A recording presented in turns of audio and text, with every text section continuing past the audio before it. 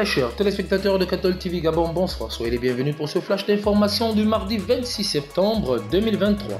Magistère universel, le pape François encourage à faire de la protection des mineurs une culture à promouvoir. Une délégation du Conseil latino-américain du Centre de recherche et de formation pour la protection des mineurs a été reçue hier, lundi 25 septembre 2023, au Vatican par le pape François.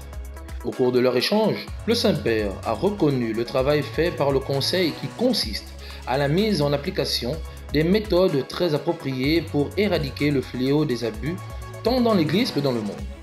Le pape François encourage l'Église à se mobiliser davantage afin que les efforts et les réalisations de l'Église sur cette voie suscitent à d'autres institutions à promouvoir cette culture de l'attention.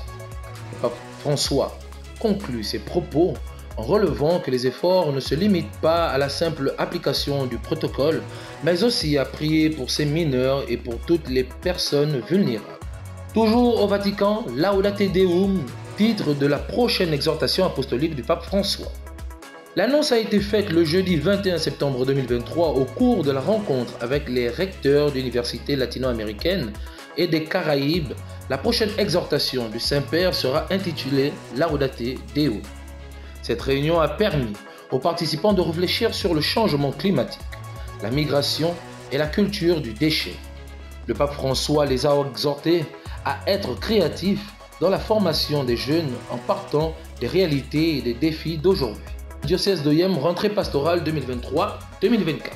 Arrivé hier lundi 25 septembre 2023 au chef-lieu de la province du Wallentem, les prêtres du diocèse d'Oyem sont réunis depuis ce mardi 26 septembre 2023 autour de son Excellence Monseigneur Jean-Vincent Ondor Eyen dans le cadre de la rentrée pastorale 2023-2024 qui commence traditionnellement par une journée de recollection et un conseil presbytéral avant d'être élargi à toutes les forces vives du diocèse.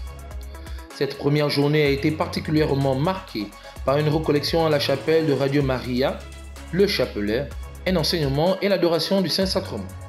Union de prière pour le plein succès de ces assises.